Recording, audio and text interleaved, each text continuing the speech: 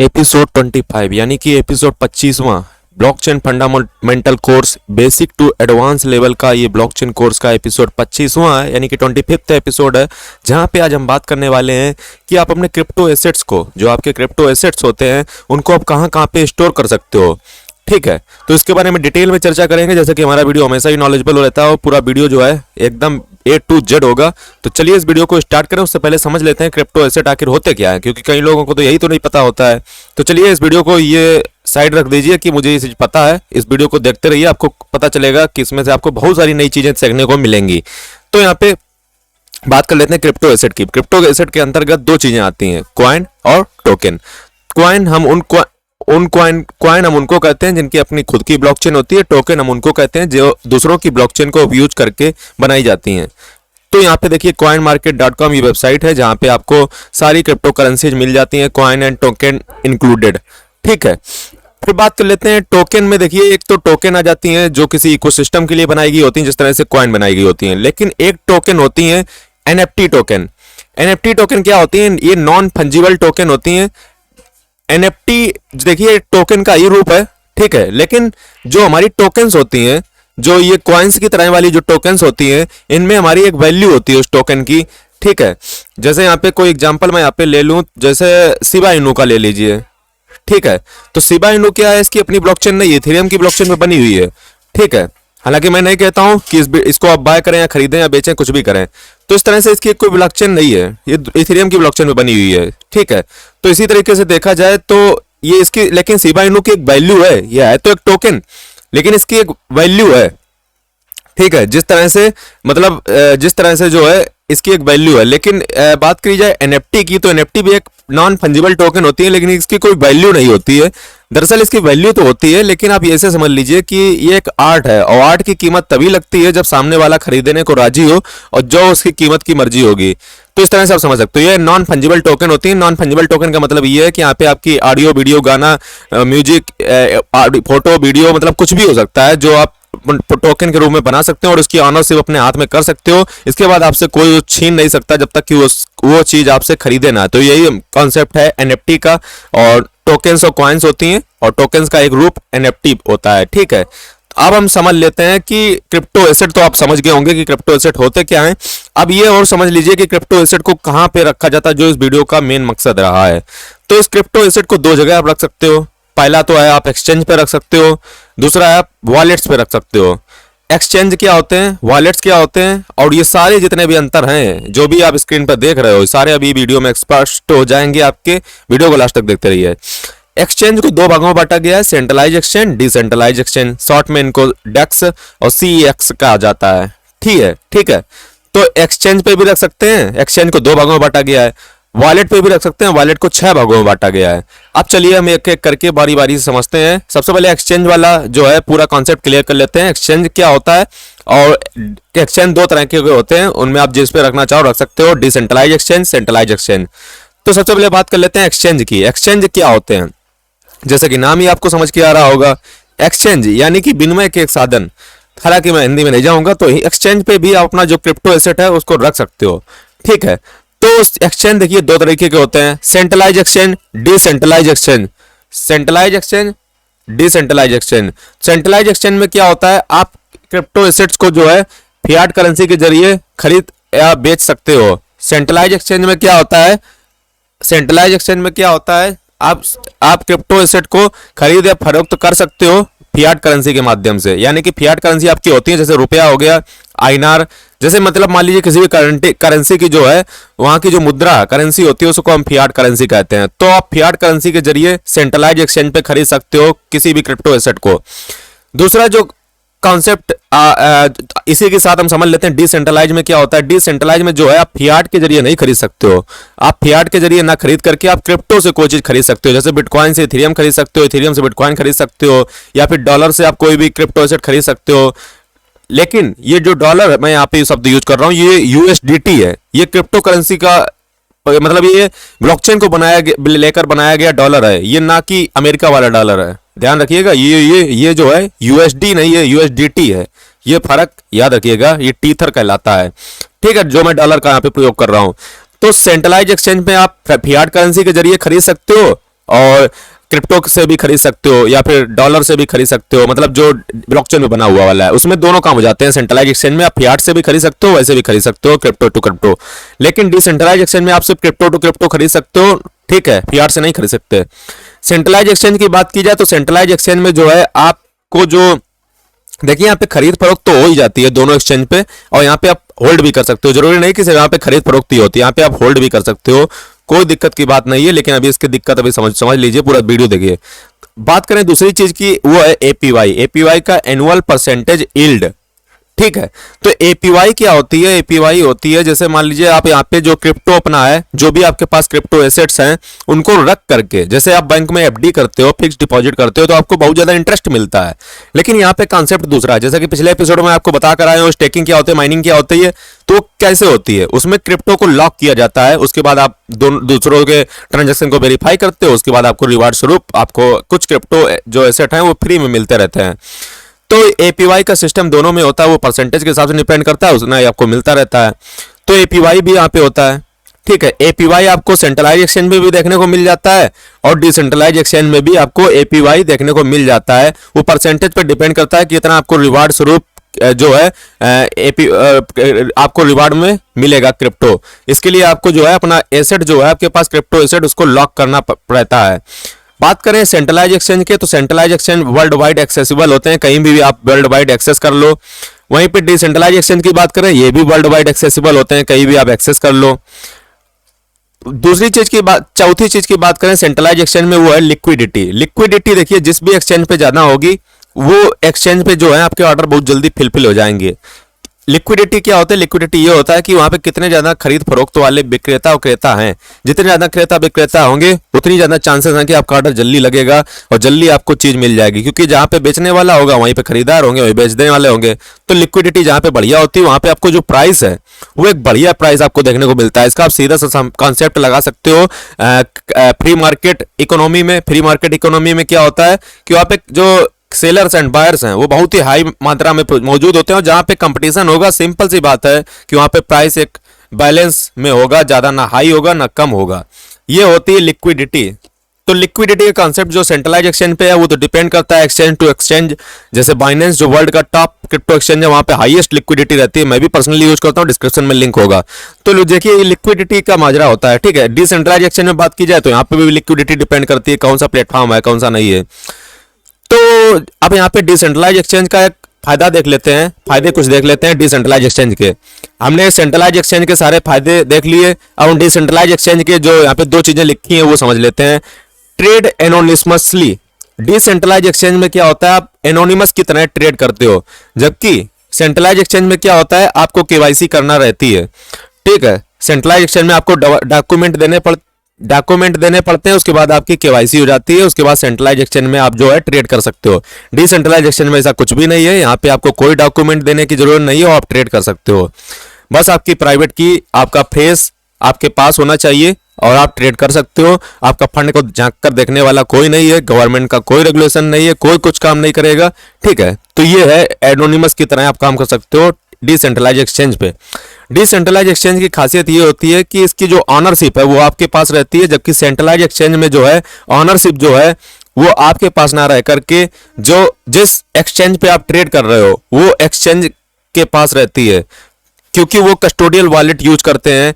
Custodial wallet वो wallets होते हैं, हमें अब यहाँ पे आ चुका हूँ सेंट्रलाइज एक्सचेंज के कॉन्स में, यानी कि विपक्ष में। तो सेंट्रलाइज एक्सचेंज के देखिए कॉन्स पे समझ लीजिए। तो सेंट्रलाइज एक्सचेंज में एक सबसे बड़ा खतरा ये रहता है कि यहाँ पे हैकिंग कभी भी हो सकती है। अब वो ये भी नहीं है कि दिन भर में 6 मतलब डकैती वहां पे पड़ती है, ऐसा बिल्कुल भी नहीं है। हैकिंग मतलब हो सकती है, वो डिपेंड करता है कि आपकी एक्सचेंज कैसी है। ज्यादातर बहुत जो बाइनेंस जैसा हो गया हुआ हैकिंग नहीं हुआ है, तो इस तरह से होता है। मतलब एक्सचेंज आपका डिपेंड करता है कि आप कौन से एक्सचेंज पे अगर नत्थु करे पे होगा तो जरूर हैक करेगा। तो फिर हैकिंग अटैक देखिए, इसमें हैकिंग अटैक से आपका मतलब क्या है? आप कहोगे कि एक्सचेंज हैक हुई तो मेरा जो पैसा कैसे हैक हो जाएगा। ये देखिए हैक ऐसे होगा कि आपका जो सेंट्रलाइज एक्सचेंज की देखिए यही तो नुकसान है कि सेंट्रलाइज एक्सचेंज में जो है कस्टोडियल वॉलेट यूज करते हैं एक्सचेंज, यानी कि आपका जो फंड है आपके उसमें तो दिखेगा, सिर्फ आपको दिखेगा कि हाँ मेरे पास फंड है, आप देख सकते हो, लेकिन वो असल में जो फंड है आपके पास ना होकर के वो एक्सचेंज के पास है, एक्सचेंज के कस्टोडियल वॉलेट में है। एक्सचेंज का कस्टोडियल वॉलेट हैक हुआ, आपका भी फंड गायब हो जाएगा। कस्टोडियल वॉलेट वो वॉलेट होते हैं जिसमें पैसा जो है आपके पास ऑनरशिप ना होकर के किसी थर्ड पार्टी अर्थात एक्सचेंज के पास होती है। वहीं पे बात कर ले डिसेंट्रलाइज एक्सचेंज की। डिसेंट्रलाइज एक्सचेंज में जो क्रिप्टो एसेट्स हैं वो आपके पास ही ऑनरशिप रहती है, कोई थर्ड पार्टी पास नहीं होता है, बस आपके पास प्राइवेट की और फ्रेश रहना चाहिए। ठीक है, तो ये डिसेंट्रलाइज एक्सचेंज की खासियत होती है। अब यहाँ पे समझ लेते हैं डिसेंट्रलाइज एक्सचेंज में केवाईसी की जरूरत होती है, डिसेंट्रलाइज एक्सचेंज में कोई केवाईसी की जरूरत नहीं होती है। सेंट्रलाइज एक्सचेंज में अक्सर आप सुनते होंगे कि टेक्निकल इशू आते रहते हैं, टेक्निकल इशू एक्सचेंज में आते रहते हैं। ठीक है, वो डिपेंड करता है आपका एक्सचेंज कैसा है। जैसे बाइनेंस का ले लीजिए तो उसमें कभी जल्दी टेक्निकल इशू आपको देखने को नहीं मिलेगा, तो एक्सचेंज वेरी करता है। ठीक है, डिसेंट्रलाइज एक्सचेंज में टेक्निकल इशू जैसा कुछ भी नहीं होता है, क्योंकि वो ब्लॉकचेन पे बना हुआ चीज बनी हुई एक्सचेंज होती है। हाई फीस होती है। डिसेंट्रलाइज एक्सचेंज की खासियत ये है कि इसमें फीस आपसे बहुत लूटा जाएगा, तो चाहें तो उसमें जा सकते हैं। और प्राइवेट की रिकवरी फेस आपके पास जब तक है, डिसेंट्रलाइज एक्सचेंज में आपका फंड आपके पास है, कोई उसमें लेने वाला नहीं है जब तक आप फंड आपकी प्राइवेट की या फ्रेश आप किसी को दिखा ना दो। चलिए, एक्सचेंज मैंने बात कर ली, सेंट्रलाइज एक्सचेंज, डिसेंट्रलाइज एक्सचेंज। अब बात कर लेते हैं वॉलेट्स की। तो वॉलेट्स देखिए, मैंने यहाँ पे एक्सचेंज दो भागों में बांटे थे, सेंट्रलाइज एक्सचेंज, डिसेंट्रलाइज एक्सचेंज। अब वॉलेट्स जो है मैंने 6 भागों में बांटे हैं, hard wallet, cold wallet, not custodial wallet, custodial wallet, hardware, HD wallet. चलिए, सबसे पहले समझ लेते हैं हार्ड वॉलेट और कोल्ड वॉलेट। हार्ड वॉलेट और कोल्ड वॉलेट। हार्ड वॉलेट वो वॉलेट होते हैं जो इंटरनेट से कनेक्ट होते हैं, कोल्ड वॉलेट वो वॉलेट होते हैं जो इंटरनेट से कनेक्ट नहीं होते हैं। मतलब ये हुआ कि हार्ड वॉलेट कनेक्ट होते हैं इंटरनेट से, यानी कि इंटरनेट एक साधन है जहां से आपके पास पहुंचा जा सकता है। कोल्ड वॉलेट इंटरनेट से कनेक्ट नहीं होते, यानी कि वहां पे कोई साधन नहीं जिससे आपके वॉलेट तक पहुंचा जा सके। तो हार्ड वॉलेट की तुलना में कोल्ड वॉलेट ज्यादा सुरक्षित होते हैं कोल्ड वॉलेट। हार्ड वॉलेट जो है वो हैक हो सकते हैं इजिली। अब इसका मतलब ये भी नहीं है कि 2+2 जोड़ो हैक हो गया, ऐसा भी नहीं है, मतलब हैक ऐसे नहीं होगा। कुल मिला के इतना है कि जब तक आप अपनी प्राइवेट की नहीं किसी को बताओगे तब तक हैक नहीं होगा। उसमें 100% गलती आपकी होगी। आप जब किसी को मौका दोगे तो फिर वो आपके साथ गेम करेगा। तो हार्ड वॉलेट जो है हैक हो सकते हैं जब आप अपनी प्राइवेट की किसी को दिखाओगे। कोल्ड वॉलेट जो है वो हैक नहीं हो सकते हैं क्योंकि इंटरनेट से कनेक्ट ही नहीं होते हैं और डिफिकल्ट है इन्हें हैक करना। हार्ड वॉलेट जो है वो वल्नरेबल है टू गवर्नमेंट रेगुलेशंस, और कोल्ड वॉलेट जो है यहाँ पे ये बताया गया है कि हार्ड वॉलेट में जो है गवर्नमेंट का रेगुलेशन जो है वल्नरेबल होता है, जबकि कोल्ड वॉलेट में आपका जो गवर्नमेंट का रेगुलेशन है वो वल्नरेबल नहीं होता है। फॉर एग्जाम्पल हटाइए, अच्छा, और देखिए कोल्ड वॉलेट में इंटरनेट कनेक्ट नहीं होता है। कोल्ड वॉलेट का दूसरा एग्जाम्पल है हार्डवेयर वॉलेट। ठीक है, कोल्ड वॉलेट का ही एक रूप है हार्डवेयर वॉलेट, जो कि यहाँ पे लिखा हुआ है। ये देखिए हार्डवेयर वॉलेट है, ये कोल्ड वॉलेट का ही एक रूप है। तो चलिए और हार्ड वॉलेट का दूसरा रूप है नॉन कस्टोडियल वॉलेट, तो समझिएगा। तो यहाँ पे समझ लेते हैं कस्टोडियल वॉलेट और नॉन कस्टोडियल वॉलेट क्या होते हैं। कस्टोडियल वॉलेट वो वॉलेट होते हैं जो एक्सचेंज के द्वारा यूज किए जाते हैं आपके फंड को रखने के लिए। जैसे मान लीजिए एक एक्सचेंज के पास 1000 यूजर हैं, तो उन 1000 यूजर का जो फंड है वो आपके पास नहीं होगा, यूजर के पास नहीं होगा, वो होगा एक्सचेंज के पास। तो एक्सचेंज का जो वॉलेट है वो कस्टोडियल वॉलेट कहलाता है, क्योंकि यहाँ पे यूजर का जो फंड है यूजर के पास ना होकर के किसी थर्ड पार्टी के पास है, जो यहाँ पे एक्सचेंज है। नॉन कस्टोडियल वॉलेट वो वॉलेट होते हैं जिसमें फंड जो है आपके कब्जे में होता है। ठीक है, और आपके कब्जे में फंड होता है। और जो कस्टोडियल वॉलेट हैं उनको आप कनेक्ट नहीं कर सकते हो। जैसे मान लीजिए डिसेंट्रलाइज्ड का एक प्लेटफॉर्म है, मान लीजिए एक मेटावर्स है, जहां पे आपसे कहा गया कि अपना वॉलेट कनेक्ट करके कुछ फीस पे करिए और प्लेटफॉर्म में एंटर कर जाइए। तो आप वहां पे कस्टोडियल वॉलेट कनेक्ट नहीं कर सकते हो, क्योंकि कस्टोडियल वॉलेट आपके पास है ही कहाँ, वो तो थर्ड पार्टी के पास है, एक्सचेंज के पास है, तो आपको क्यों देगा। जबकि नॉन कस्टोडियल वॉलेट में फंड आपका होता है। ये मतलब एक तरीके से आप समझ सकते हो हर एक यूजर बना सकता है अपना नॉन कस्टोडियल वॉलेट। कैसे बनाया जाता है आने वाले वीडियो में पता चलेगा, बस इस एपिसोड को देखते रहिए। आज एपिसोड 25 है, बहुत कुछ सिखा भी चुका हूँ, पिछले एपिसोड देख कर आइए। नॉन कस्टोडियल वॉलेट जो है उसमें जो है आपका फंड आपके कब्जे में होता है, और उसको नॉन कस्टोडियल वॉलेट को आप किसी भी इकोसिस्टम में घुसने के लिए, किसी भी मेटावर्स में घुसने के लिए आप उस नॉन कस्टोडियल वॉलेट को कनेक्ट कर सकते हो, अपनी फीस को पे कर सकते हो, क्योंकि वो आपके कब्जे में है।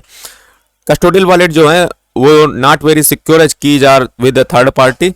और देखिए नॉन कस्टोडियल वॉलेट जो है उनमें जो की है वो थर्ड पार्टी के पास रहती है, यानी कि जो प्राइवेट की है कस्टोडियल वॉलेट की वो एक्सचेंज के पास रहती है। वो कैसे हिफाजत करते हैं वो उनकी बात है, लेकिन नॉन कस्टोडियल वॉलेट में की जो है आपके पास रहती है और आप उनकी सुरक्षा अपने हाथ कर सकते हो, तो ये ज़्यादा सुरक्षित होता है non custodial wallet. Accounts can be restored in case of lost keys. यहाँ पे क्या बताया जा रहा है, यहाँ पे ये बताया जा रहा है कि कस्टोडियल वॉलेट में यदि आप अपनी की यानी कि यूजर यदि अपनी की भूल जाए तो फंड को दोबारा एक्सेस कर सकता है, क्योंकि वो जो है एक तरीके से बेवकूफ बनाया जाता है एक्सचेंज की तरफ कि आपके पास की है और आप अपना फंड एक्सेस कर सकते हो। दरअसल ऐसा कुछ भी नहीं है, वो सिर्फ आपको एक तरीके से सिक्योरिटी एक लेयर होती है जो एक्सचेंज के द्वारा लगाई जाती है, लेकिन असली फंड तो एक्सचेंज के पास है। तो फिर एक्सचेंज के पास फंड है तो फिर आपको एक सिक्योरिटी लेयर आपके अकाउंट में लगा भी दी तो उसमें क्या हो गया, उसमें ये थोड़ा ना मतलब हो गया कि आपके पास फंड आ गया। उसका मतलब बस इतना है कि जैसे पासवर्ड होता है, पासवर्ड के साथ एक लेयर लगा दी जाती है कि लीजिए 2 फैक्टर गूगल ऑथेंटिकेशन कोड, और बस आप बन गए, मतलब ठीक है, इसे बनाया जाता है। तो इसमें यदि आप अपनी की भूल जाते हो कस्टोडियल वॉलेट में तो आपकी की दोबारा दे दी जाती है और आप आराम से अपने फंड को मतलब दोबारा अपना मंगा सकते हो, क्योंकि वो आपके पास होता ही कौन सा है जो आपको मिलेगा। बात ये है नॉन कस्टोडियल वॉलेट में क्या होता है, यदि आप अपनी की भूल गए तो फिर भूल जाओ कि तुम्हारा फंड तुम्हारे पास था, ठीक है, क्योंकि आपके पास ही सारा एक्सेस होता है तो आपके पास ही पूरी जिम्मेदारी है इनको सुरक्षित रखने की को, और एक बार भूल गए तो भूल गए। चलिए आ जाते हैं एचडी वॉलेट। एचडी वॉलेट होते हैं हिरार्की वॉलेट।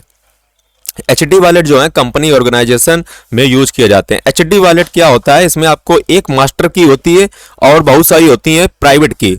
एक मास्टर की से यहाँ पे आप हजारों जो है वॉलेट बना सकते हो। हाँ, यदि आपको एचडी वॉलेट के बारे में डिटेल में जानना है तो आपको मैं प्रेफर करूंगा कि आप एपिसोड 19वां जो है एचडी वॉलेट से रिलेटेड जरूर देख कर आए। ये एपिसोड 25 चल रहा है, एपिसोड 19 में मैंने डिटेल में आपको एचडी वॉलेट्स का बढ़िया से बताया है, लेकिन यहाँ पे मैं जरूर आपको शॉर्ट में बता दूंगा कि एचडी वॉलेट्स में क्या होता है। एक मास्टर प्राइवेट की के जरिए आप हजारों हजारों प्राइवेट की बना सकते हो, और हजारों प्राइवेट की का मतलब है हजारों वॉलेट आप बना सकते हो। अब आप कहोगे कि हजारों वॉलेट को हम याद कैसे रखेंगे, इनकी की को कैसे याद रखेंगे, तो इसमें कोई दिक्कत वाली बात नहीं है। एक मास्टर प्राइवेट की से आप हजारों वॉलेट बहुत आसानी से, बस आपके पास मास्टर प्राइवेट की होनी चाहिए, ठीक है, उस मास्टर प्राइवेट की से आप हजारों वॉलेट की को याद करने की कोई जरूरत नहीं है। बहुत आसान काम होता है। डिटेल में समझना हो तो आप एपिसोड 19 जरूर देख लीजिए जाकर के, यहाँ पे चर्चा करना उस बात की, यहाँ पे कोई बात नहीं रहती है, ठीक है, फालतू में टाइम वेस्ट है। एपिसोड 19 देखिए जाकर के। बात कर लेते हैं हार्डवेयर वॉलेट। हार्डवेयर वॉलेट जैसा कि मैंने आपको पहले ही बताया था, हार्डवेयर वॉलेट एक कोल्ड वॉलेट का एग्जांपल है, जहां पे जो आपके क्रिप्टो एसेट है वो इंटरनेट से कनेक्ट नहीं होते हैं। ये एक तरीके का हार्डवेयर होता है, वॉलेट होता है, जिसमें आपके एक बार एसेट स्टोर हो गए उसके बाद इंटरनेट से डिस्कनेक्ट हो जाता है, उसके बाद आपके क्रिप्टो एसेट आपके जो डिबिया जैसी लग रही है लीजर में स्टोर हो जाते हैं। बात कर लेते हैं हार्डवेयर वॉलेट मिलते कौन सी दुकान पे हैं।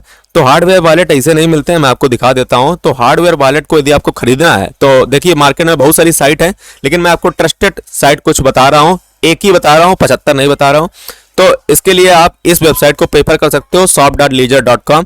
यहाँ पे आपको दुनिया के सारे हार्डवेयर वॉलेट देखने को मिल जाते हैं। जैसे यहाँ पे कीमत भी आप देख सकते हो, तो ज़्यादा कोई महंगे नहीं है, 5265 इस तरह से जो है हार्डवेयर वॉलेट है, आप देख सकते हो। बहुत सारे वॉलेट्स आते हैं, जितनी आपकी क्षमता हो उस हिसाब से आप खरीद सकते हो। लेकिन इसमें जो है आप ये चाहो कि बहुत सारी क्रिप्टो करेंसी, तो इसमें इतने ज़्यादा फीचर नहीं होते हैं, ठीक है, लेकिन ये है कि इसमें सिक्योरिटी आपके पास होती है, क्योंकि ये इंटरनेट से कनेक्ट नहीं होते हैं। तो यानी कि कोई भी हैकर को यदि की पता चल भी जाएंगी तो आपका फंड हैक नहीं कर सकता है, क्योंकि जिस समय वो हैक करेगा हो सकता है उस समय आपका जो ये लीजर वॉलेट है वो स्विच ऑफ हो, यानी कि वो इंटरनेट से कनेक्ट ना हो, तो फिर उसमें जाएगा ही कैसे हैकर, वो घुसेगा ही कैसे। लेकिन हाँ, एक शर्त है, यदि मान लीजिए वो हैक कर रहा है और आपका वॉलेट खुला रखा है तो वो हैक कर सकता है आसानी से। तो ये डिपेंड करता है आपकी किस्मत पे, ठीक है। तो ये मैंने आज आपको बताया वॉलेट्स के बारे में, डिटेल में जानकारी दी, ठीक है। मैंने आपके सारी चीज़ें डाउट्स क्लियर कर दिए। मैंने आपको क्रिप्टो एसेट्स को रखने की तरकीबें बताई, एक्सचेंज ऑन वॉलेट्स। अब एक्सचेंज पे कैसे रखते हैं, वॉलेट्स पे कैसे रखते हैं, इनके ट्यूटोरियल्स भी आने वाले दिनों में आएंगे, बहुत ही डिटेल में समझाऊंगा। तो एपिसोड यह 25वां था, आने वाले एपिसोड भी बहुत जल्द आएंगे। वीडियो को जितने ज़्यादा हो तो ज़्यादा शेयर करें। इसे बेहतरीन कंटेंट के लिए blockchain fundamental course basic to advance level आपको इसी चैनल पर देखने को मिल जाएगा। ये एपिसोड 25वां था, बाकी एपिसोड जरूर चेकआउट करें।